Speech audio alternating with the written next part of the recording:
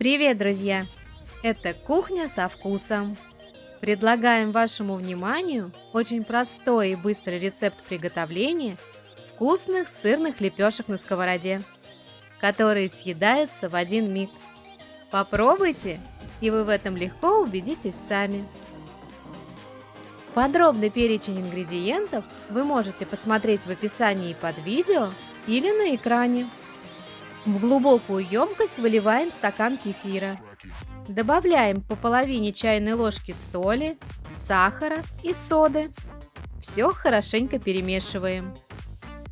Сыр натираем на крупной терке и отправляем в емкость к кефиру. Перемешиваем. Постепенно всыпаем 2 стакана муки и замешиваем достаточно густое тесто. Если тесто будет сильно липнуть к рукам, можно добавить еще немного муки. Вот такое достаточно плотное и практически не липнущее к рукам тесто должно получиться. Отставляем его в сторону немного отдохнуть, а мы тем временем займемся начинкой. Для начинки подойдет все, что есть под рукой: колбаса, ветчина или сосиски. Мы наши лепешки будем сегодня делать с докторской колбасой. 200-250 грамм колбасы натираем на крупной терке.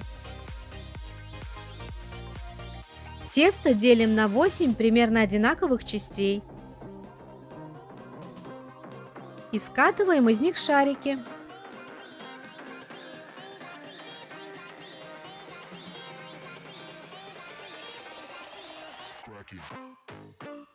Берем один шарик, слегка раскатываем его скалкой и кладем в середину столовую ложку начинки.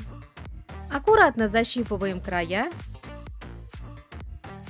и снова слегка раскатываем лепешку скалкой. Толщина лепешки должна быть примерно полсантиметра.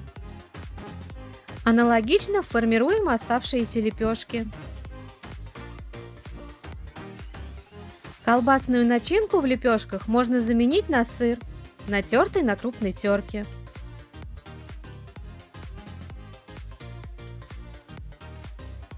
Наши лепешки готовы, осталось их лишь обжарить. На сковороду наливаем растительное масло, разогреваем его и выкладываем нашу лепешку. Накрываем крышкой и обжариваем на медленном огне буквально 1-2 минуты до золотистой корочки. Затем снимаем крышку, переворачиваем лепешку на другую сторону и еще буквально 1 минутку обжариваем под крышкой.